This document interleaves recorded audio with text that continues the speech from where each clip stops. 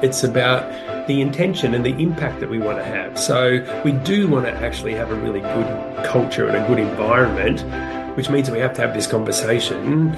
So do we both agree that we're going to keep this healthy and constructive and positive, working towards this? And they'll go, well, what is it? And I go, I don't want to talk about what it is until we both agree that we're going to be as constructive and as helpful and as mindful as we can, so we can work towards this really good working relationship. Welcome to the Manage Self, Lead Others Leadership podcast with Nina Sunday for experienced and aspiring people managers. This show will help you explore ways to become a more intentional leader. Each episode, host Nina Sunday speaks with some of the brightest business minds on the planet who share a passion to elevate and transform team culture. Workplace culture hides in plain sight. Is yours flourishing? Join the movement to make your workplace a better place to work. Are you ready? Because it's time to manage self, lead others. Today's guest is Bruce Sullivan. By age 24, Bruce had established $1 million network of businesses. His unique expertise in leadership and culture, sales and service is applicable to every industry imaginable. Currently, Bruce is on the executive team as Chief Wellbeing Officer for 21,000 people at Metro North, the largest hospital and health service in Australia. Over a decade ago, voted Australian Keynote Speaker of the Year by the National Speakers Association of Australia, Bruce, as a speaker, inspires audiences to do what it takes to be the best you can be in a world where change is constant and relationships are fragile. Author of How to Be Your Best You and One Life, Do It Now, welcome, Bruce Sullivan. Thank you, Nina. A pleasure to be here. So tell us about the shrinking to avoid and the honesty to attain. Yeah, look, I think most people avoid conflict like it's this thing that means that when you avoid something, you rarely develop any skills in that area. You rarely get comfortable with it. And I think if you can get to a point where you at least enjoy solving problems, that you enjoy taking things to resolution, because in any relationship, personally or professionally, there will be dissatisfaction.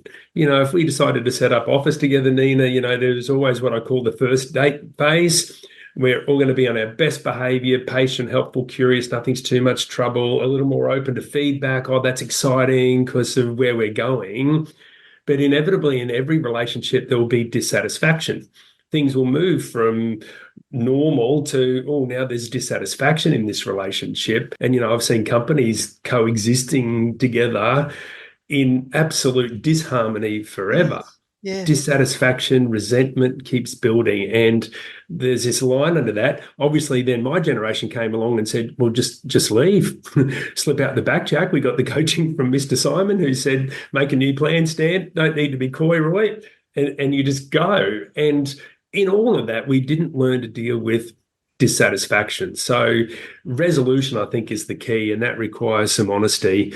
And ultimately, you want to get back to high performance, having a really red hot relationship and being amazing. So I think it takes a little bit of courage and a little bit of practice to be more honest and kind of have less stuff shrinking away in the background. And I used to abdicate that when I had a team. I had a team of up to 10 at one point. Yeah. And I would just put up with poor behaviour that was so minor, I thought, that I would be petty to bring it up. But do you know what?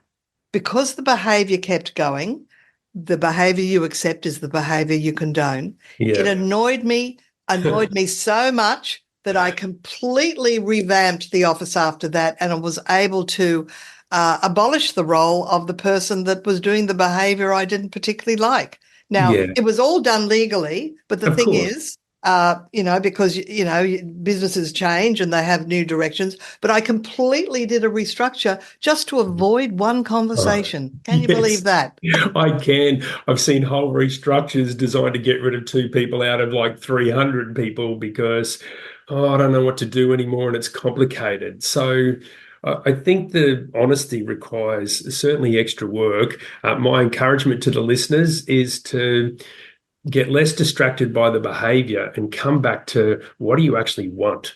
So I want to have a really good working relationship. I really want to, no matter what, deal with dissatisfaction when it comes up. When we have an issue that needs conversation, I want to set it up to say, hey, my intention is to have a really healthy working relationship with you. My intention is to have a conversation with you that will take us closer to that. And I've got a couple of things that I want to talk to you about that will hopefully help us get closer to that. Can we have that conversation now? To get a permission. Thank you, Bruce, because I think the key to all those leaders who are avoiding these conversations is to have a template of how to bring it up, of how to frame it. And what you've just done is give us a frame. So that's really lovely. Thank you. Yeah. Can I add one more thing to that, Nina? Please do. If you get the permission at that point, you already have this first agreement to go, well, okay, if that's what it's about, because it's not just about that behavior, it's about the intention and the impact that we want to have. So we do want to actually have a really good culture and a good environment, which means we have to have this conversation. So do we both agree that we're going to keep this healthy and constructive and positive, working towards this? And they'll go, well, what is it? And I go, I don't want to talk about what it is until we both agree that we're going to be as constructive and as helpful and as mindful as we can, so we can work towards this really good working relationship. And when you get those two agreements in place, it's a little easier. There's no guarantee, but if it goes out of shape, come back. Oh, you're just picking on me and this is unfair. What I want is a conversation about making this a really great place to work and better understanding our part in that. So can we please come back to that, if that's okay? So just coming back to the intention if it gets out of shape. If you're a leader, having a one-on-one conversation about improving performance, or perhaps unsatisfactory performance or unacceptable performance, people will defend themselves and say things, or even be accusing, like, "Oh, you're picking on me," or you're discriminating, or they'll pick something that is like they're almost baiting you. Have you? What happens when that happens? Oh, well, that's normally the end of it versus going, hey, the intention of this conversation is to have a healthy, useful conversation that's going to help us get closer towards making this a great place to work. Oh, what are you saying? That, I'm not doing the right thing? Well, at some point, we want to get to the behavior. I want to make sure we're on the same page first with the intention. Right. Do we both want to make this a great place to work? Do we both want to have a nice, warm, welcoming culture? Do we want to, oh, you're saying I'm cold? No, I'm just asking you what you want. Do you want a nice, friendly, easy to work place to be? Well, yeah, of course I do. Okay, well, what are the things that you see that maybe aren't contributing to that? Well, I think I'm doing a great job. Okay, well, when this comes up, what do you think the impact is on some people when this behavior presents? And so I don't want to even talk about the behavior. I want to talk about the impact of the behavior. So if people are second guessing you, Nina, whether it's like it's okay to talk to you or not because they feel like a bit afraid of you, then what do you think the impact of that might be? Now, they may have no reason to be afraid of you, but in their head, they're like going, oh, I'm not sure if I can tell Nina today. What's the impact of that, do you think, on those people and on productivity, whilst they're wondering whether they should be actually saying something to you that you need to hear so you can do your job better? Oh, well, I don't know. Well, if you could imagine that you did know. So it's like having your toolkit ready of the things that you are able to add to in that moment. It really does make a difference. You've just used that really interesting questioning style, which is, if you did know, what would the answer be? Yeah. Well done. Well done. Well, look, the next chapter 11 in how to be your best you is to be more curious, less critical. Now, I'm going, just from that chapter title, I'm thinking that sometimes people they want to talk about a behavior, they go in guns blazing, they sort of accuse rather than ask questions to find out either what really happened or what was the intention. So what's the what do you talk about in that particular chapter? Oh, it's one of my favorite ones, because in terms of creating a safe workplace, psychologically safe workplace, curiosity is the key. Mm. Curiosity, the impact of curiosity, genuine curiosity, because you can have quite a critical curiosity. Why the hell wasn't I told? How long has this been going on? This is ridiculous. When were you going to tell me? So you can have a quiet and really angry, unhealthy curiosity. Right. Oh, So yes. a It's all tone of genuine, voice, isn't it? I'd it be is. saying, could you please calm down and ask those questions in a quieter tone of voice? Well, I don't know. That might be a red flag to a bull. It can be at that point. So that's another whole chapter. I think if you again going to be curious, I want to understand the intention of this conversation. I Yeah. want to understand. I recognize that this report's generally due every Tuesday. It's Thursday. I'm just checking in. Is everything okay? Mm. So that really curious approach that's short and direct and to the point. Hey, you haven't seen yourself the last couple of days. I just want to check in. How's things? What's happening? Or, you seemed a bit short in that meeting yesterday, and that's not really like you. And I know we've got this intention to create a really fun, safe work environment. And I saw people shrink because they weren't game to say anything. So I just want to check in and see if you're okay. That's That wonderful, Bruce. That's real high emotional intelligence. And anybody wanting to expand and enhance their emotional intelligence, these are the little distinctions that really make a difference. Is that right? yeah. I'd like to take a moment to acknowledge our partners who help make Manage Self Lead Others podcast happen. If you go to episode 106, that's with Daryl Martin from apextraderfunding.com, that educates people in what is a futures contract, how to make money and hopefully avoid losing money with a futures contract, how does a trade happen, different markets to trade, how to make the decision to trade. And in that conversation, you'll find out how it's possible to use OPM, other people's money, to do trading. And Dan Silberberg, episodes 127, 124, and others, has a leader council. And our other partner is the all-in-one CRM Segwick, which goes beyond just data storage. Want to scale and grow with automated business processes? Meet Segwick, the new CRM designed for complex sales, onboarding, and customer management, an all-in-one platform transforming how you manage customer interactions. Segwick provides tools for scheduling appointments, managing client follow-ups, handling customer queries, all in one intuitive interface. And here's the good news. For a reduced fee on your subscription, contact Segwick, that's SEGWIK, using my exclusive link, segwick.com/Nina Sunday. Use the code Nina Sunday for Daryl Martin, apextraderfunding.com, and also with Dan Silberberg's Leader Council. So back to our episode. The other chapter now in your book that I'd like to mention is being more grateful, less cynical, because I've got clients who do things like give their staff members a day off on their birthday. Yeah. And they're finding that what they've, whispered to me is they don't feel as if the staff are grateful for that. I mean, we don't want them to be groveling, but they still vent as if, it's not a good place to work. And yet they get best employee awards, and they do all these extra things for them that you wouldn't hear is standard in workplaces. So it seemed to be that the more they are generous, the less satisfied the team members are. Yeah, look, I love this paradox because I listen to leaders all over the world share some of the same things, and I challenge them with, isn't it funny that we're talking about gratefulness in such a cynical way? And it was always this fun conversation. Oh, it doesn't matter what we do for them. All they do is want more, more, more. We give them this, and then that's not enough. They don't even say thank you. They're so entitled. And now we sound not curious.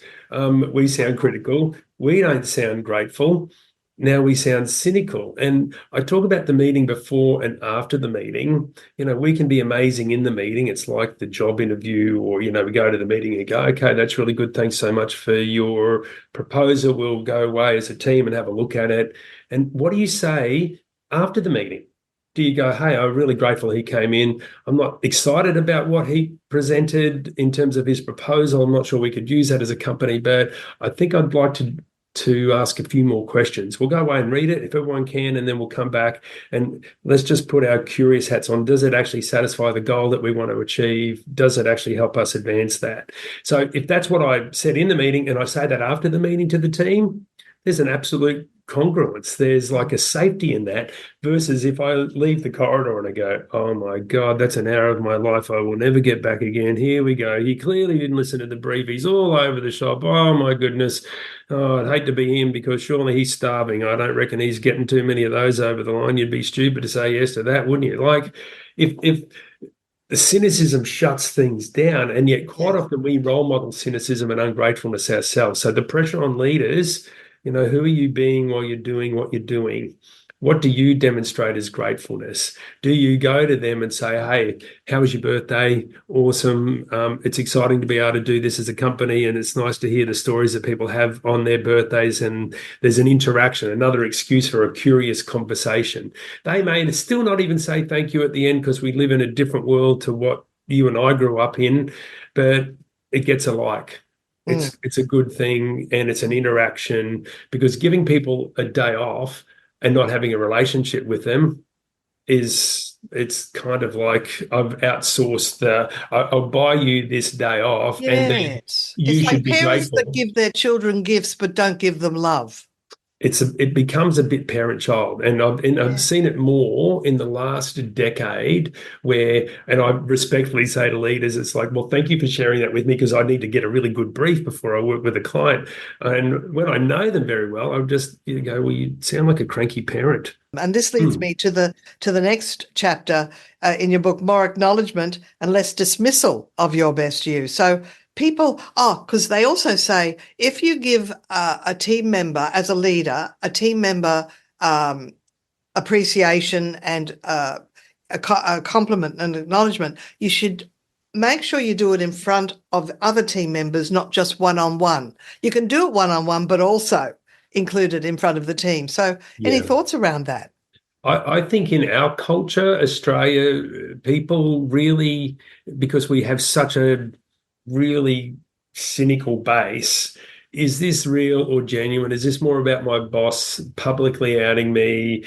So in Australia versus most other countries in the world, so depending on where you're listening from. We've got 50% of our listeners are North America. Yeah. And we've got a smattering in Europe, Asia and Africa. Great. I don't know about Antarctica yet. No, okay.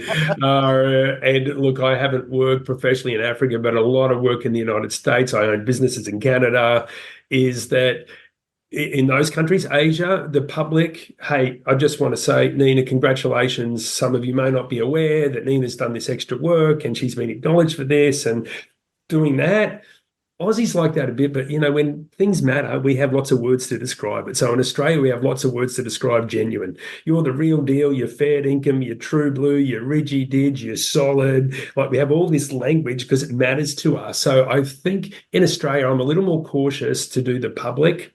I will always do the private. Hey. That's a very interesting distinction, Bruce. Very good. Have you got a minute, Nina? Yeah, I've got some feedback for you. Oh, what is it? You're amazing. You rock. Congratulations. I just you got that award, and how cool is that? And I mean, I still then, and I'm back to my language patterns again that I teach leaders, the impact of what you're doing is significant. You're making some of this education available and affordable to people, and this is really cool. Long may you continue that. And that's like and I know we're doing this on a podcast, but I said when we caught up today, I said that to you privately.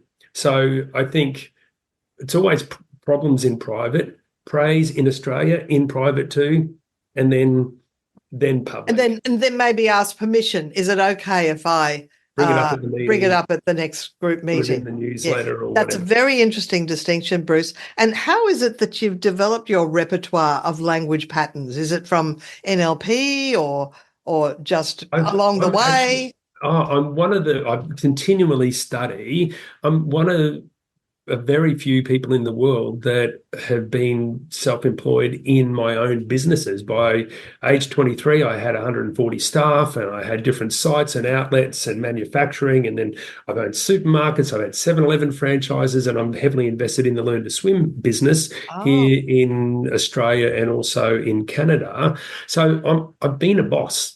So I'm not just talking to people about, and I still am a boss. You know, you've got lived experience. Yeah, my own lived experience, and then learning what works, and then talking to my clients, and then sharing that. And just, you can learn a lot just by listening and watching and testing to see what works. And yes, everyone's different, but the science can be very much the same. The principle of focusing on intention and impact, and not the big long list of behaviors that we're supposed to do, leaves people to think about their behavior more, instead of me just nagging them about their behavior. What's the outcome you want? What do you want to be famous for? What does this look like in your department? What's your intention? What's your goal that's written down? Because even a shopping list is written down, because you don't want to waste 20 minutes at the shopping centre. That's a goal. Versus a nice idea. When you go down with a few nice ideas, I think I need a chicken and some eggs and some butter. And you don't get any of those, but you get 8 other things, because you had this nice idea of going to the shop and getting some groceries. So, yeah. Exactly. Well, look, the other chapter that I want, before we finish our conversation, sure, and I think this is really the key to everything: more forgiveness, less grudges. I think that when you realize that forgiveness is something that is completely selfish, that you do for yourself and not for anyone else, then that's the best thing ever. And, you know, even in radical forgiveness, you don't even need to tell the other person that you've forgiven them. That's kind of this power assertion over those people. This is my belief. And that's very condescending. I forgive you. It's like, yes, yeah. So I'm clearly more enlightened and sophisticated than you are, you moron. That's why I left you in the first place, or whatever. You know, or that's why I'm in this team and you're in that team. So I think that is, and you know, the old cliche that goes with that I regularly share and remember for myself. If I feel like why am I hanging on to this? I've just got to let go of that. It's the old cliche that, you know, not forgiving someone is like drinking a cup of poison, hoping it will kill someone else. That's right. It really doesn't. Well, look, thank you, Bruce. It's been full of wisdom. I really appreciate it. You've really kind of nailed a number of things here. I'm really pleased we had this conversation. Thank you so much. It's been a pleasure, and thank you very much. It's nice to be doing this with you after all these years. So, thank you, Bruce. Pleasure. It's an honour. This episode, I was speaking with Bruce Sullivan, a dedicated senior executive, entrepreneur, leadership and employee wellbeing consultant, and currently Chief Wellbeing Officer for Metro North, the largest hospital and health service in Australia. An articulate communicator, a proactive problem solver and innovative change manager, Bruce is a conference speaker on energy, change, and the art of having the difficult conversation. Over a decade ago, the Professional Speakers Australia voted him Australian Keynote Speaker of the Year, and you can contact Bruce at brucesullivan.com. My name is Nina Sunday. This is Manage Self Lead Others podcast, and if you think this podcast helps to elevate team culture, please do your friends and colleagues a favour. Let them know about Manage Self Lead Others. You can tune in via your favourite podcast app, Spotify, Apple, Audible, Listen Notes, and give it a 5-star rating on either Spotify or Apple. The video version can also be found at youtube.com/@Manage Self Lead Others podcast. Until next time, bye for now. Nina Sunday is on a mission to help leaders transform culture. To book Nina Sunday CSP to speak at your conference, visit ninasunday.com to request a proposal. Nina travels from Brisbane, Australia for in-person presentations Australia-wide. Twice certified virtual presenter, Nina Sunday presents virtually, globally, for any time zone.